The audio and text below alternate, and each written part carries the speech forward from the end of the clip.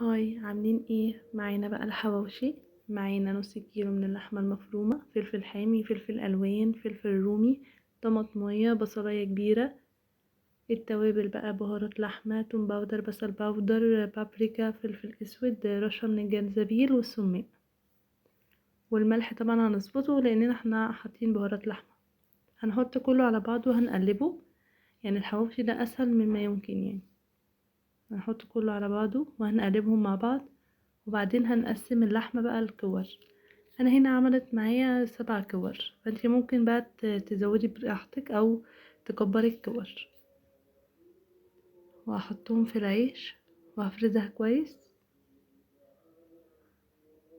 وهرشهم زيت او ادهنهم زيت وادخلهم بقى في الفرن او على الجريل. وده كده الشكل النهائي. وبالهنا، وما تنسوش اللايك والشير، واشوفكم على خير. باي باي.